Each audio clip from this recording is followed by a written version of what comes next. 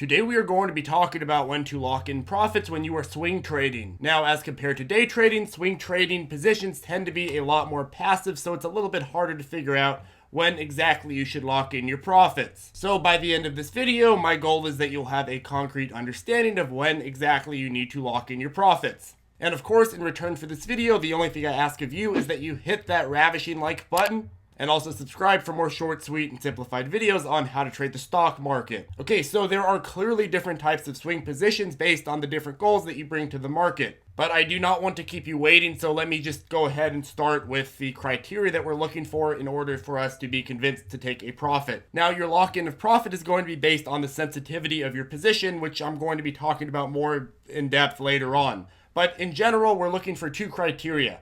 We're looking for the position to be at 75% or more of the way to resistance, and we're looking at 180-day price weakness at our blue short-term SMA line. You'll understand this more in depth after listening to my first example. The first one is going to be Facebook due to the fact that it displays the pushback from an uptrend pattern. Looking at Facebook, we see our change of direction over our red SMA line and then a consistent run-up. Then we see some price weakening in a break below our blue SMA line and weakening price direction towards our red SMA line. Now this pushback continued on for a while, but then tested a reversal of direction. As you may remember, when we are trading above the red SMA line, we are in an overall upward direction. And when we are trading below the red SMA line, we are in an overall downward direction. So this failure to break into a downward direction confirms its strength in its uptrend. And the first candlestick holding above our red SMA line would have been a confirmation of a continued uptrend or a continued upward direction, while also providing us with a post-oversold entry point. We like to get stocks when they are oversold because that means that they are a better deal as compared to previous entry points. This, of course, doesn't necessarily mean that we're going to make more money, but it does decrease our capital risk while increasing our profit potential, because if we get in at a good deal, that means that there's less downside and more upside. So for a swing position, you would have been justified taking a position upon confirmation of direction and ideally also intraday confirmation over our short-term SMA line. And in this case, if you had taken a position, you would have enjoyed the later run-up.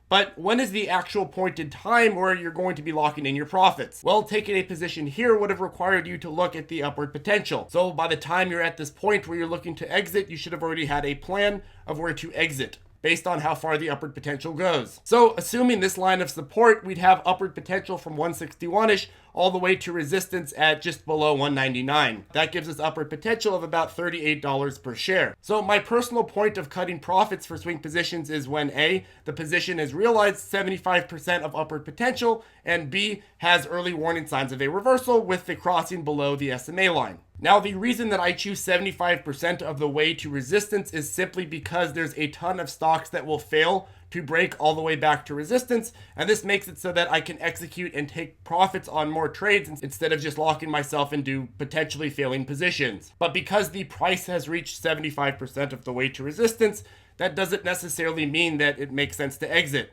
I'm also going to be waiting for an early warning sign of a reversal. If price action does not show signs of reversing, there is simply no sense in cutting my profits at 75% of the way to resistance. Now, when looking for early signs of a reversal, after hitting that 75% mark, we are focusing on a more sensitive time chart, so we'll change that from the 1 year to the 180. Now, why is it that I picked this chart? Well, the chart you pick is going to be based on how risky you deem the position. For swing positions, as a rule of thumb when looking for exit points, I generally focus on the 180-day chart due to a balance between loss tolerance and loss avoidance. You see, early warning signs of a reversal can really be any negative sign, and because negative signs are not always a precursor to a reversal, it's important not to be too sensitive. You don't want to be too sensitive with this, because if you're too sensitive, you're going to end up getting yourself out of a lot of good positions. If you're the type of person that pulls the gun and takes your profits at any red candlestick or any period where it's going down, you're going to lose out on many opportunities. That's why it's sort of a balance between figuring out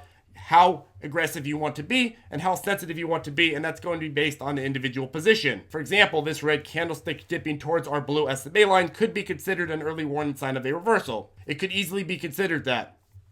But based on the context of this uptrend and the overall upward direction over our long-term SMA line, does it really make sense to cut your profits here? Well, not really. We are still holding upward direction and are holding above our short-term SMA line as well.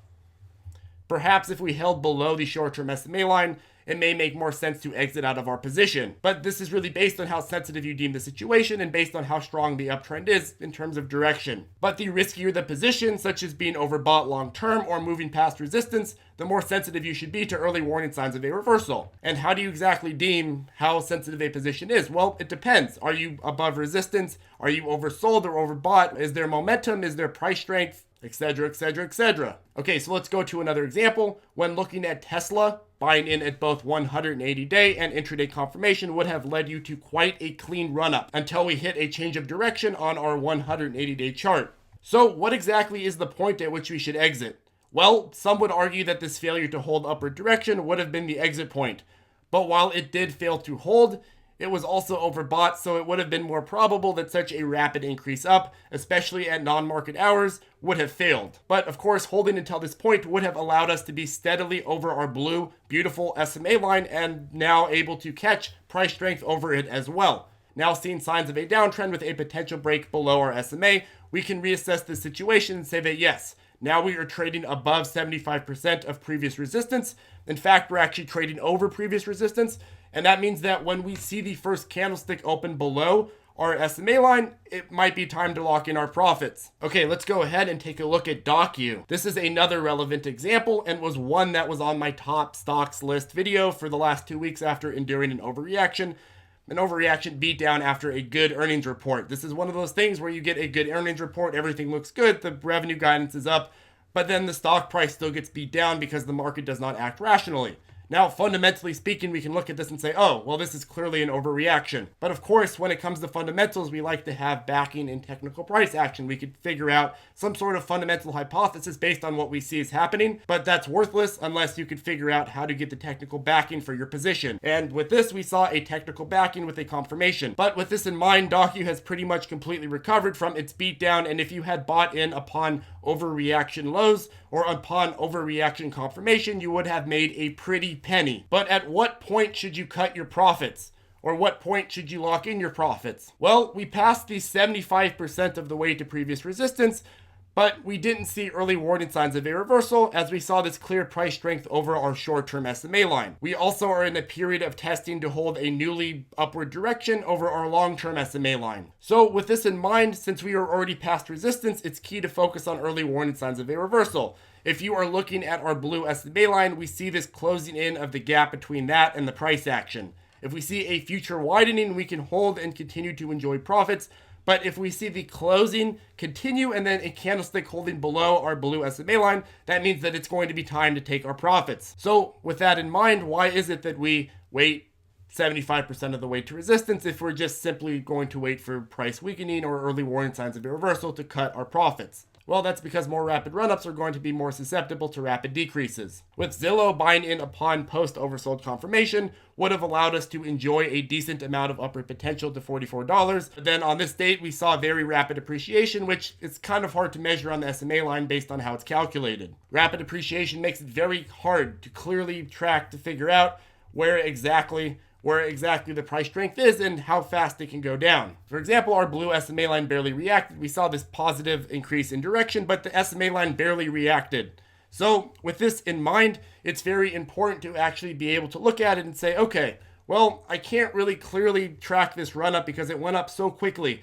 that the SMA line's not really reacting. And sure, you could use an EMA line or you could use your directional calculator, but that's not really that sustainable of a strategy because of the fact that it moves so quickly. So in this situation, what you're going to be doing is you're going to be looking at the previous resistance. If it goes up here to 75% of the way to resistance, which I think it made it up to 80% of the way to resistance, if it does that, then you can clearly look at the chart and say, okay, now we're at 75% of the way to resistance. I don't see weakening of price strength, but I've already hit my goal and I already see that it's kind of a risky situation to wait until we see the SMA line catch up. So we're going to go ahead, and we do see that it's overbought as well. So we're going to go ahead and sell out here at 75% of the way to resistance. You can never go broke by locking in profits. So it's in these sorts of situations where we have rapid increases in share price, where we just focus on the first of the two criteria, which is again, cutting your profits or locking in your profits at 75% of the way to resistance. If you're having a hard time identifying where resistance is or which resistance point to use, I have a video in the description below on the 3 secrets of resistance, or